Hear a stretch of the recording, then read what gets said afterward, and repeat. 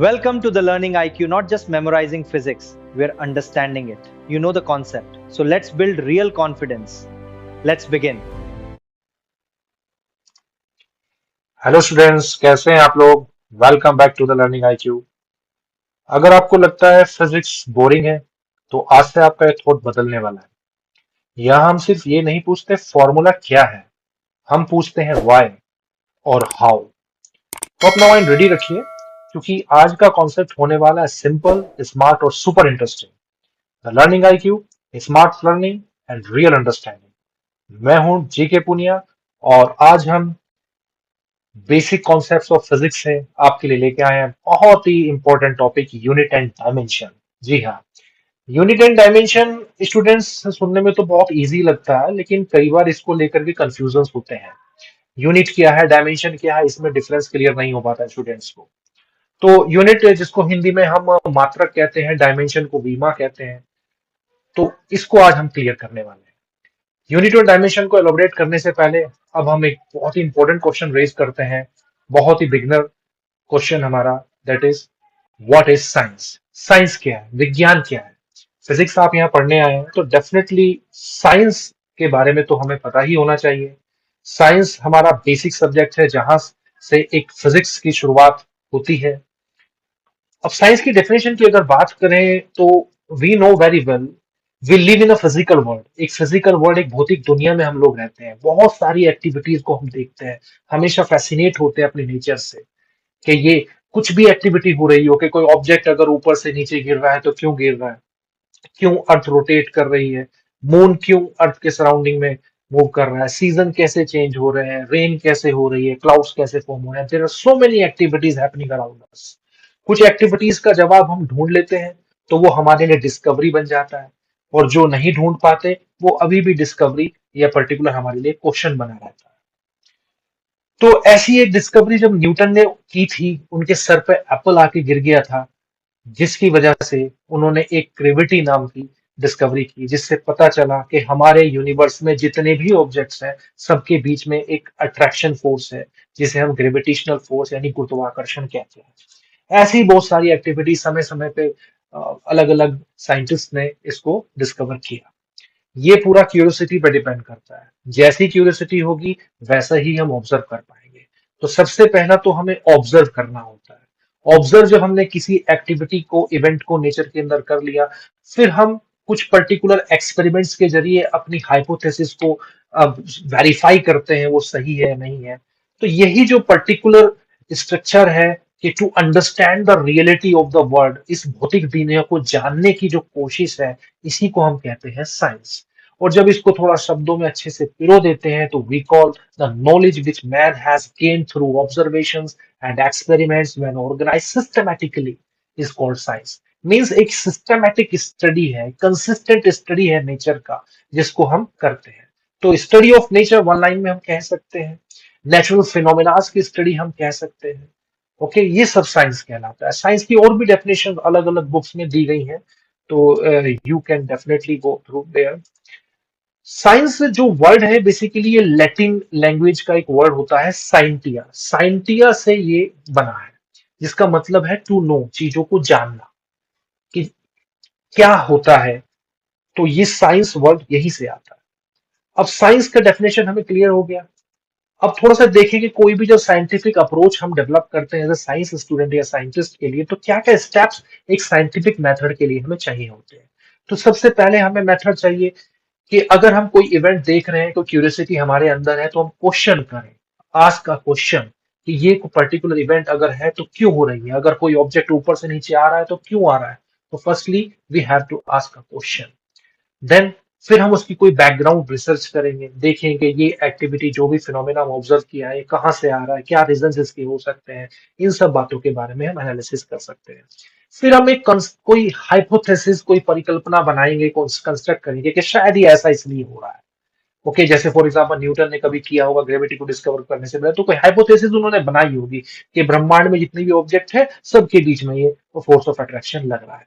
तो हाइपोथेसिस कोई भी आ जाएगी, कोई भी हमने इवेंट को किया, फिर हम उसको एक एक्सपेरिमेंट के जरिए टेस्ट करेंगे कि ये जो हाइपोथेसिस है ये सही है नहीं है। फिर कुछ भी कुछ कुछ हमें रिजल्ट मिलेगा। जो भी रिजल्ट हमें मिलेगा उसको एनालाइज करेंगे। अब वो रिजल्ट हम जब रिपोर्ट करते हैं तो हमारी हाइपोथेसिस या तो सही निकलेगी या गलत निकलेगी। हाइपोथेसिस इज ट्रू और फॉल्स, एक ही चीज, इन दोनों में से कुछ भी पॉसिबल हो सकता है। अब ट्रू है तो ठीक है, अपना रिपोर्ट रिजल्ट हो गया, वो हमारे लिए एक नई डिस्कवरी हो गई। लेकिन अगर हाइपोथेसिस गलत हो गई तो क्या हमें सिर्फ हताश हो जाना चाहिए, सोचना बंद कर देना चाहिए, क्वेश्चन करना बंद कर देना चाहिए? नहीं, ऐसा बिल्कुल नहीं है। We have to think again, हमें दोबारा से सोचना। एक साइंटिफिक अप्रोच यही होती है। कोई भी साइंटिस्ट एक बार में किसी डिस्कवरी को नहीं कर देता, उसको बहुत सारे प्रयास करने पड़ते हैं। एडिसन को बल्ब बनाने में बहुत सारे प्रयास करने पड़ते थे, जब जाकर के वो बना पाए थे। तो एक पर्टिकुलर साइंटिफिक अप्रोच साइंस को समझने के लिए चाहिए होती है। तो चलिए अब आगे चलते हैं। साइंस हम समझ गए, साइंस में अप्रोच क्या लगाते हैं। अब क्वेश्चन हम करते हैं कि साइंस को समझने के लिए हमें नेचर का स्टडी करना है, और नेचर बना किससे है? Nature consist of what? किससे मिलके बना है नेचर? तो हमारे दो वर्ड हमारे माइंड में आने चाहिए, एक है matter and second thing is energy या रेडिएशन वेव हम कहते हैं। तो मैटर का मतलब क्या है? दैट ऑक्यूपाइज स्पेस, आपने 9th क्लास में पढ़ा होगा। ऑक्यूपाइज स्पेस, मैटर है, उसका कुछ मास या द्रव्यमान हो सकता है, क्योंकि everything is matter in our nature. जो चाहे वो सॉलिड फॉर्म में हो, चाहे वो लिक्विड फॉर्म में हो, चाहे वो गैस फॉर्म में हो, सब कुछ मैटर ही है। लेकिन उसी के साथ साथ एक टर्म से हम और इंटरेक्ट होते हैं, दैट इज एनर्जी। कुछ समय तक तो हम एनर्जी और मैटर दोनों अलग ही चीजें समझते थे। एनर्जी एक सेपरेट कोई हम चीज समझते थे कि कुछ है, एनर्जी अलग है, मैटर से अलग है। लेकिन बाद में ये जब आइंस्टाइन की हाइपोथेसिस आई 1900 के बाद, मैटर और एनर्जी को लगभग एक दूसरे में कन्वर्टेड माना गया। जो आइंस्टाइन की बहुत ही पॉपुलर इक्वेशन आई थी, E equal M C square, इनको लेटर ऑन डिस्कस करेंगे अच्छे से। तो E equal M C square ने क्या बताया? ये एक फॉर्मूला नहीं था, ये बता रहा था कि मैटर और एनर्जी का क्या रिलेशन है। मैटर और एनर्जी आपस में कन्वर्टेबल है, एनर्जी से मैटर बन सकता है, मैटर से एनर्जी बन सकता है। और इसी पर्टिकुलर कॉन्सेप्ट के जरिए हम पूरे अपने ब्रह्मांड की उत्पत्ति को समझ पाने की कोशिश कर पा रहे हैं। तो नेचर के अंदर दो चीजें हमें ध्यान रखनी है, मैटर एंड एनर्जी। अब मैटर है, अब स्टडी हमें आगे बढ़ानी है साइंस की, तो कैसे हम करें? तो अब मैटर को भी देखें तो मटेरियल भी कई बार हमें कुछ क्लासिफिकेशंस देखने को इसको मिल सकते हैं, कि मैटर कई बार लिविंग भी हो सकता है, लिविंग ऑर्गेनिज्म की फॉर्म में हो सकता है। कई बार मटेरियल हमारा कोई नॉर्मल नॉन लिविंग या पर्टिकुलर नॉर्मल मासेस ऑब्जेक्ट्स हो सकते हैं। ओके, तो ये उस बेस पे हम अपने साइंस का एक क्लासिफिकेशन करते हैं, अपनी साइंस की कैटेगरी बनाते हैं, कैसे कैसे हम साइंस को पढ़ते हैं। ये बिल्कुल बेसिक ओवरव्यू है। अब तक आज तक फिजिक्स आपने नहीं पढ़ी थी तो अब आपको समझ में आनी शुरू आएगी, क्योंकि बिल्कुल साइंस की डेफिनेशन से हमने इसको स्टार्ट किया है। अब साइंस को हम जनरली क्लासिफाई करें तो दो तरह से क्लासिफाई कर सकते हैं। First is natural science, other one is social science. Natural science का मतलब कि हम पूरा नेचर से ही इंटरेक्ट होकर के बात करेंगे, नेचर में क्या है, क्या कॉन्सेप्ट्स हैं, क्या फिनोमिनाज हैं।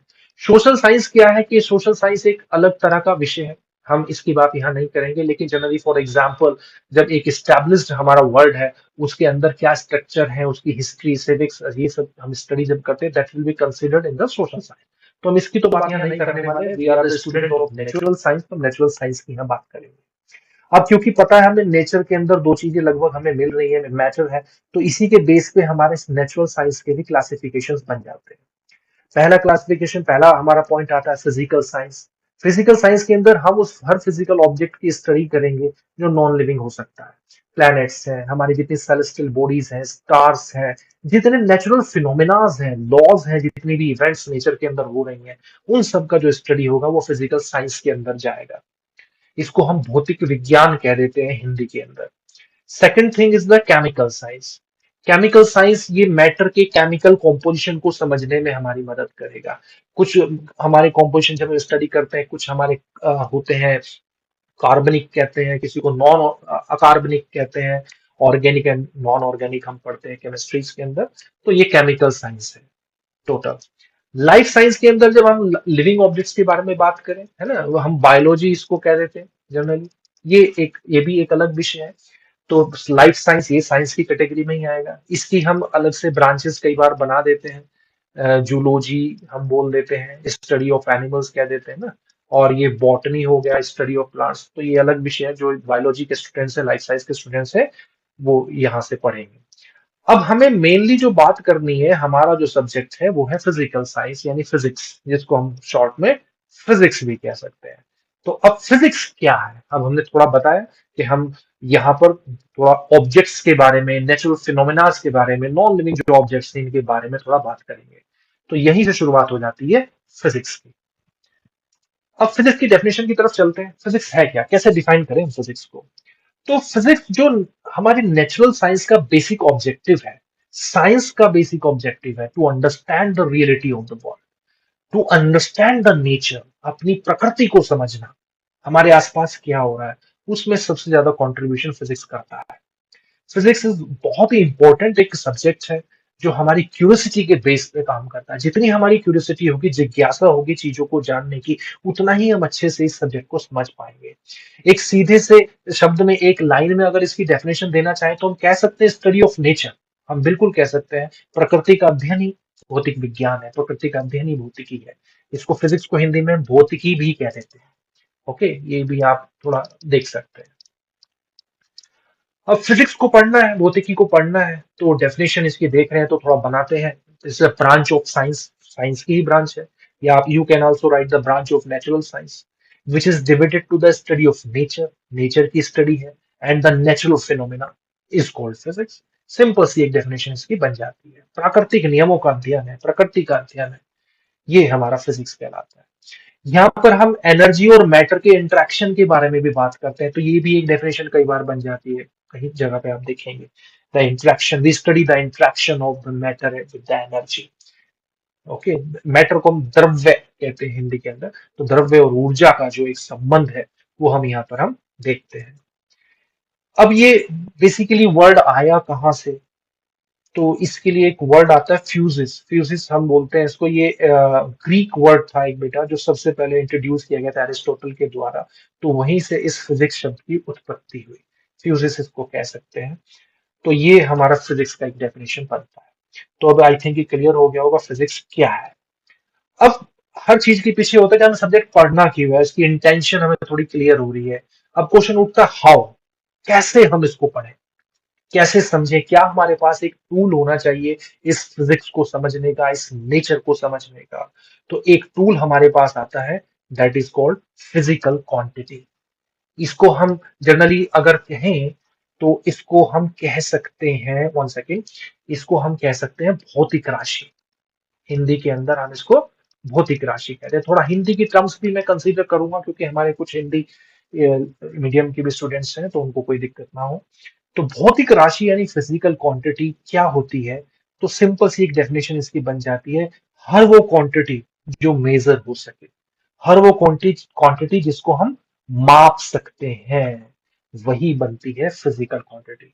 यानी कि कुछ क्वांटिटी ऐसी भी है जो मापी ना जा सके।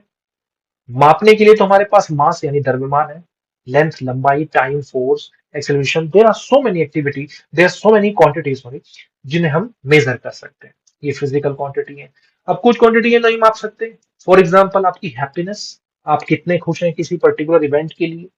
आपका फॉर एग्जाम्पल आईआईटी जेई में सिलेक्शन हो गया और आप खुश हैं, तो आप अपनी खुशी को किस तरह से एक्सप्रेस करेंगे। तो यू डोंट हैव यूनिट, तो आप ऐसा नहीं कहेंगे कोई हमें स्पेसिफिक यूनिट नहीं है कि हम 5 मीटर खुश है या 5 किलोग्राम खुश है। Okay, because we don't have the unit, हम कैसे उसको, क्योंकि वो एक नॉन फिजिकल क्वांटिटी है। आगे फर्दर कोई इंस्ट्रूमेंट बन गया ऐसा कि हम जो मेजर कर पाए अपनी हैप्पीनेस को, तो अलग बात है, आप बनाएंगे तो बहुत अच्छी बात है, तब हम उसकी यूनिट हम डिसाइड कर लेंगे। ओके, लेकिन अभी फिलहाल वो नॉन फिजिकल है। फिजिकल क्वांटिटी जो हमारी वही है जिनको हम मेजर कर सकते हैं। ओके बच्चों, तो सिंपल सी डेफिनेशन है। और मेजर करने से कैसे होगा, एक डेफिनेशन और दे देते हैं इसमें कि जो हमारे जितने भी लॉज ऑफ नेचर हैं can be express in terms of physical quantities. मैं समझाता हूं कैसे। कि अगर फॉर एग्जांपल कोई ऑब्जेक्ट है, किसी पर्टिकुलर पोजीशन ए पर है और आप इसे किसी पर्टिकुलर पोजीशन बी तक लेके जा रहे हैं, तो कोई ना कोई यहाँ पर फिजिकल क्वांटिटी इन्वॉल्व है इसको एक्सप्लेन करने के लिए। वो फिजिकल क्वांटिटी क्या है, दैट इज अ फोर्स है। ओके, बल जिसको हम कह देते हैं। तो इस तरह से भी एक डेफिनेशन इसकी बन जाती है। तो फिजिकल क्वांटिटी ये सब होता है। अब एक क्वांटिटी और होती है जिसको बोलते हैं यूनिट। फिजिकल क्वांटिटी का अस्तित्व यूनिट के बिना नहीं है। यूनिट हिंदी में हम इसको कहते हैं मात्रक। मात्रक क्या है, मात्रक का अस्तित्व जरूरी है तभी फिजिकल क्वांटिटी मेजर हो पाएगी। तो किसी भी फिजिकल क्वांटिटी को मेजर करने के लिए कुछ स्टैंडर्ड चूज किए जाते हैं, उन्हीं को हम यूनिट्स कहते हैं। अब एक एग्जाम्पल के जरिए हम समझ लेते हैं। फॉर एग्जाम्पल आपके क्लास में 30 स्टूडेंट्स हैं, सबकी हाइट्स एक जैसी नहीं है, सबकी हाइट अलग अलग है। अब हाइट अलग है तो हमें मेजर तो करना पड़ेगा। फिर अगर सबकी हाइट एक जैसी होती तो हमें तो मेजर करने की जरूरत ही नहीं है, we don't need to do that. तो सबकी हाइट अलग है, तो हम एक रेफरेंस मानेंगे, एक स्टैंडर्ड चूज करेंगे मेजर करने के लिए। हमने माना कि किसी पर्टिकुलर एक स्टूडेंट की हाइट ले लिया और उसको हमने कह दिया 1U। अब बाकी जितने भी स्टूडेंट्स हैं सब इसके ही रेफरेंस में मेजर होंगे। जो भी इससे डबल होगा वो 2U हो जाएगा, ट्रिपल होगा 3U हो जाएगा, हाफ होगा 0.5 हो जाएगा। तो इसी के रेफरेंस में तो ये 1U हमारा क्या बन गया, ये यूनिट बन गया, मात्रक बन गया। तो ये एक सामान्य तौर पर एक हम स्टैंडर्ड, एक मानक चुन लेते हैं जिससे हमारी भौतिक राशि का मापन हो पाता है, किसी फिजिकल क्वांटिटी की मेजरमेंट हो पाती है। तो यूनिट्स के बिना मेजरमेंट पॉसिबल नहीं है। तो यूनिट है तभी हम मेजर कर पाएंगे। मेजरमेंट करना ही क्यों है, why we need to do measurement, ये क्वेश्चन कई बार फिजिक्स के अंदर आता है। तो मेजरमेंट करने का आप खुद देखें, एग्जाम्पल की हमने बात करी, इसी से देखें। अगर सबकी हाइट एक जैसी हुआ करती फॉर एग्जाम्पल, तो हमें मेजर करने की जरूरत ही नहीं थी। सबके वेट एक जैसे होते, सारी लंबाइयां सब सारी दूरियां एक जैसी होती, तो हमें मेजर करने की जरूरत ही नहीं थी। हमें मेजर क्यों करना है, क्योंकि सब कुछ अलग अलग है। कंपैरिजन करना पड़ेगा, कौन किससे कितना ज्यादा है, कौन किससे कितना कम है, उसी बेस पे हमें मेजर करना पड़ता है। तो to compare two objects of the same quantity and determine which one is more and which one is less, units are used. ये है हमारी यूनिट। तो फिजिकल क्वांटिटी और यूनिट, ये आपको क्लियर होना चाहिए। अब थोड़ा सा इसकी क्लासिफिकेशन की बात करते हैं। फिजिकल क्वांटिटी ये एक्चुअली कई तरह की हो सकती है। जनरली क्लासिफाई करें तो फिजिकल क्वांटिटी हमारी सबसे पहले आती है, first type, that is a fundamental quantities, और second one is derived quantities. Fundamental ये बेस क्वांटिटीज कहलाती है, ये समझ लीजिए फिजिक्स के अल्फाबेट्स। इन्हीं के बेस पर हम फिजिक्स को पढ़ते हैं। अगर ये अल्फाबेट समझ में आएंगे आपको तो आगे फर्दर फिजिक्स समझ पाएंगे आप।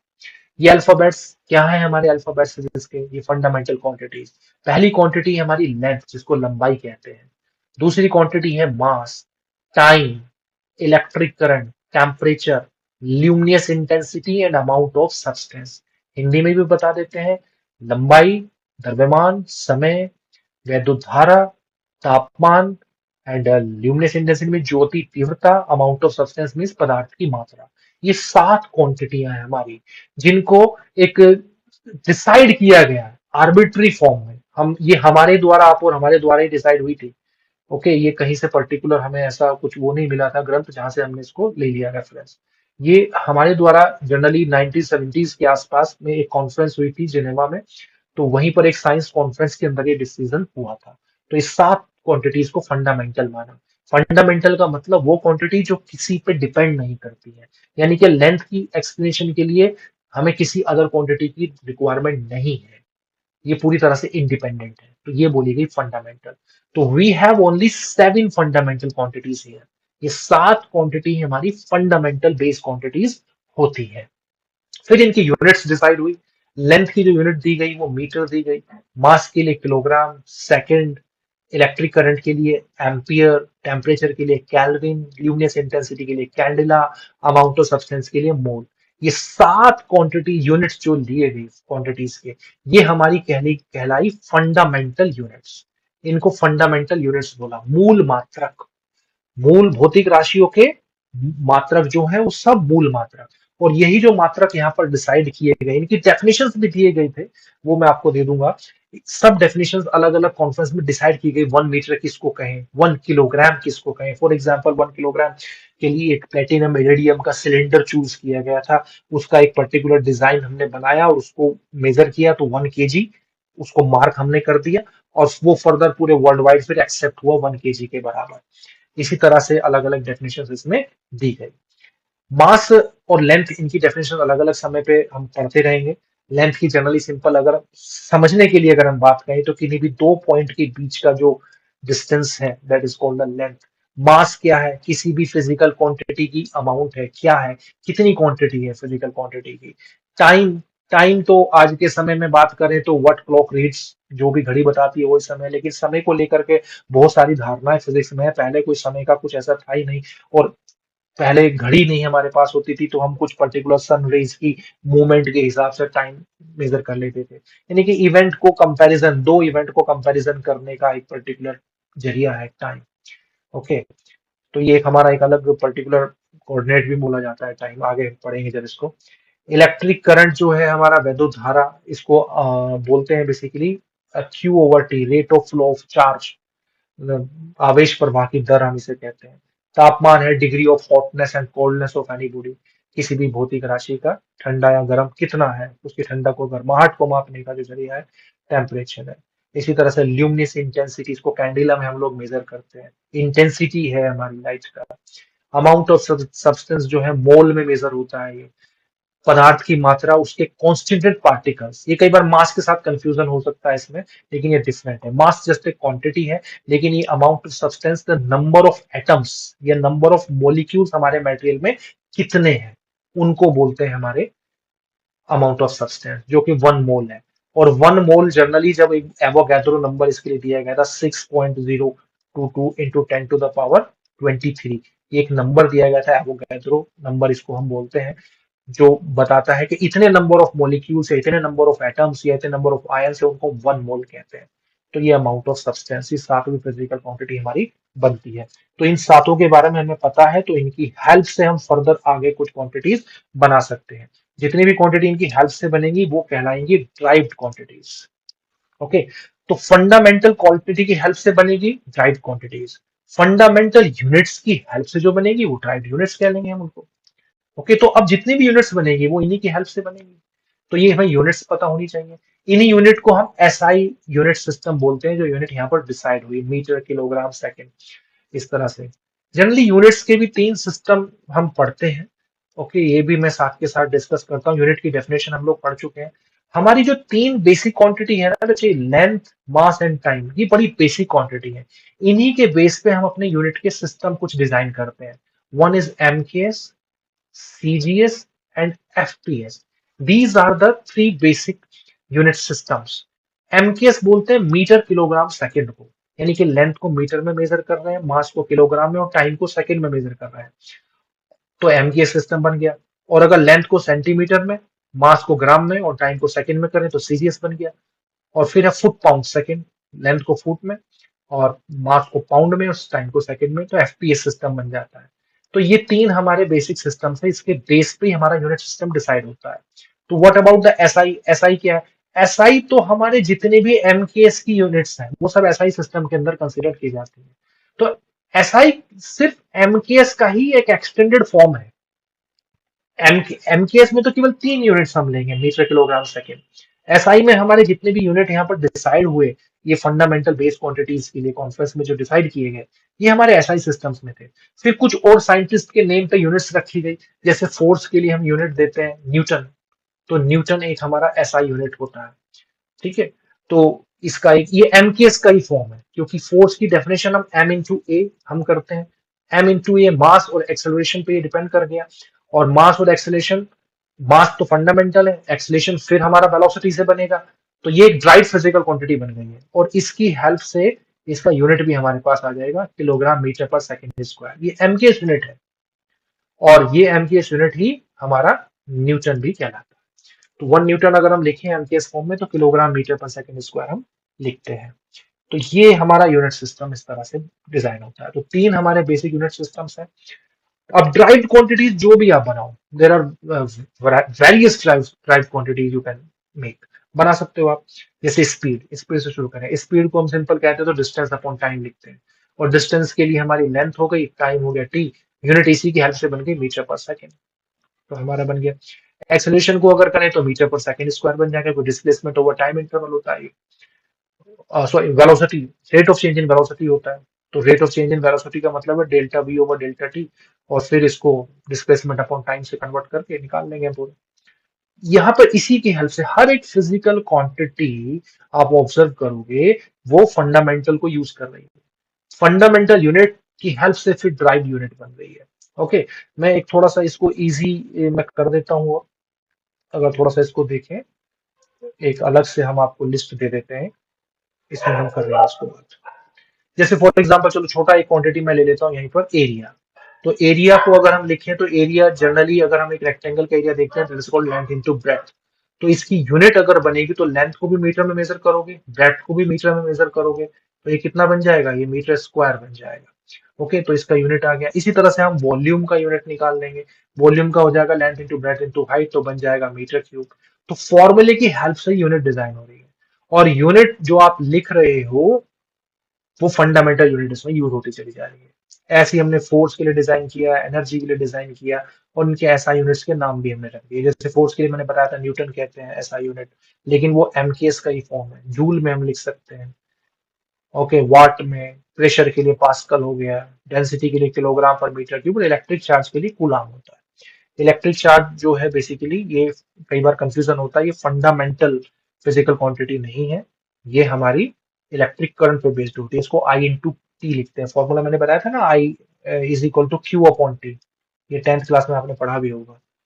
तो क्यू बराबर ये हो जाता है आई इंटू टी। तो ये हमारी एक ड्राइव फिजिकल क्वांटिटी मानी जाती है, इसकी ऐसा यूनिट कूलाम होती है। तो ये सब हमारी ड्राइव फिजिकल क्वांटिटीज हैं। तो उम्मीद है चीजें थोड़ी समझ में इसमें आ रही हो आपकी। तो 7 फंडामेंटल फिजिकल क्वांटिटीज का पता होना में यहाँ जरूरी है। थोड़ा आगे चलते हैं। अब एक टर्म लेते हैं, डायमेंशन। जो हमारे चैप्टर का ही हमने नाम लिया था, यूनिट एंड डायमेंशन। तो यूनिट आपको क्लियर हो गया होगा, अब डायमेंशन क्या है। तो कई बार हम यूनिट से कंफ्यूजन नहीं होते हैं कि यूनिट और डायमेंशन शायद एक ही बात है, बट ऐसा नहीं है। डायमेंशन जो है ये पावर्स होती है, the powers raised by the fundamental units to measure any physical quantity. अभी मैं वही बात कर रहा था। जैसे फॉर एग्जांपल मैंने एरिया की बात की थी, तो एरिया को मैं मेजर करूंगा, कितना कहूंगा, लेंथ इंटू ब्रेथ। तो लेंथ इंटू ब्रेथ के लिए इसका यूनिट कितना बन गया, एम के एस में मीटर स्क्वायर। आप चाहो तो इसको सीजीएस में भी लिख सकते हो, तो सीजीएस में सेंटीमीटर स्क्वायर लिख लेंगे। तो जो जो भी, चाहे सीजीएस हो या एमकेएस हो, जो भी पावर आपके फंडामेंटल यूनिट के ऊपर आ रही है, the power raised by the fundamental unit, इसी को कहते हैं डायमेंशन। तो डायमेंशन पावर्स है जो भी फंडामेंटल यूनिट्स पे लगेंगी। जो भी ड्राइव क्वांटिटी जब आप लिखोगे तो फंडामेंटल यूनिट यूज होंगी, और फंडामेंटल यूनिट्स के ऊपर कुछ पावर भी आएंगी। ऐसे ही अगर मैं वॉल्यूम की बात कर लूं, तो वॉल्यूम के लिए आप क्या करेंगे, तो वॉल्यूम के लिए आप लिख सकते हो length into breath into height, और इसकी डायमेंशन कितनी हो जाएगी, यहाँ पर लेंथ की डायमेंशन मीटर क्यूब हो जाएगी। ओके, इसी तरह से फॉर एग्जांपल हम एक्सेलरेशन की बात कर रहे थे, तो एक्सेलरेशन को हम क्या लिख सकते हैं बच्चे, तो एक्सेलरेशन को लिखते हैं rate of change in velocity, यानी वेग परिवर्तन की दर। तो ये कितना हो जाएगा, मीटर पर सेकेंड। तो वेलोसिटी के लिए हो गया 1 सेकेंड, और ले लेंगे तो ये पूरा यूनिट जो हमारा बनेगा, ये बन जाएगा मीटर पर सेकेंड स्क्वायर। और थोड़ा सही करके लिखिए तो मीटर का पावर 1 और सेकेंड का पावर -2 इसको लिख सकते हैं। तो यहाँ पर डायमेंशन एक्सेलरेशन के लिए लेंथ की डायमेंशन 1 हो जाएगी, और टाइम की डायमेंशन -2 हो जाएगी। ये डायमेंशन हमारी हो जाती है। अब इन्हीं डायमेंशंस को रिप्रेजेंट करने के लिए हम एक फॉर्मूला लिख देते हैं, डायमेंशन फॉर्मूला एक सिंबल एक्सप्रेशन है। कुछ सिंबल्स हम लोग मानते हैं। लेंथ के लिए सिंबल हम लोग ले लेते हैं एल, मास के लिए सिंबल हम एम ले लेते हैं, टाइम के लिए इसी तरह से टी, इलेक्ट्रिक करंट के लिए आई, इलेक्ट्रिक करंट के लिए सिंबल ए भी हम लेते हैं। टेम्परेचर के लिए सिंबल लेते हैं थीटा, ल्यूमिनेस इंटेंसिटी के लिए जे, और अमाउंट ऑफ सब्सटेंस के लिए सिंबल एम। तो अब जहां भी ये डायमेंशंस यूज हो रही हैं, तो हम उसका डायमेंशन फॉर्मूला लिख सकते हैं। ड्राइव फिजिकल क्वांटिटी का जनरली हम लिखेंगे तो यही लिख देते हैं साथ के साथ। एरिया आपने पढ़ा length into breadth, metre square इसका डायमेंशन हो गया। तो metre square, metre means length के लिए सिंबल है, तो इसकी डायमेंशन बन गया एल स्क्वायर। ठीक है, इसको स्क्वायर ब्रैकेट में लिखने का एक तरीका होता है, एक नियम होता है, ऐसे लिखते हैं। वॉल्यूम के लिए डायमेंशन कितना बन गया, that's called the L cube. Acceleration के लिए डायमेंशन कितना बन गया बच्चे, ये बन गया एल टी -2। इसी तरह से फोर्स के लिए अगर लिखना चाहें तो कितना बन जाएगा, और फोर्स के लिए बन जाएगा मास इंटू एक्सेलरेशन, फॉर्मूला होता है आपका। और इसकी यूनिट आप लिखेंगे एमकेएस के अंदर, तो किलोग्राम मीटर पर सेकंड स्क्वायर। और इसको अगर लिखना चाहें तो पावर्स में, तो किलोग्राम मीटर की पावर 1 एंड सेकंड पावर -2। तो ये बन जाएगा, किलोग्राम के लिए सिंबल है एम, मास है, और मीटर के लिए लेंथ है एल, और सेकंड के लिए टाइम टी, तो बन गया ये एमएलटी -2। इस तरह से इसको प्रोनाउंस कर लेते हैं। तो ये बन गए हमारे डायमेंशन फॉर्मूलाज। तो ध्यान रहे, यूनिट और डायमेंशन में कंफ्यूजन आपको नहीं होना चाहिए। यूनिट्स तो स्टैंडर्ड्स हैं जो हमने चूज किए फिजिकल क्वांटिटी को मेजर करने के लिए, वो फंडामेंटल और ड्राइव हो सकते हैं। डायमेंशंस में पावर्स, जब ड्राइव क्वांटिटी लिखते हैं तो जो भी पावर हम अपनी फंडामेंटल यूनिट्स के ऊपर लगाएंगे वो हमारी डायमेंशंस बनेगी। ओके, आई होप क्लियर हो गया होगा। और ये हैं कुछ हमारे important dimension formulas with formula expressions के साथ, इनको आप नोट कर लीजिए। और कहीं भी कोई कंफ्यूजन होगा तो कमेंट बॉक्स में जरूर लिखिएगा। और लेक्चर अच्छा लगा हो तो प्लीज लाइक करिए, सब्सक्राइब कीजिए। Thanks for watching.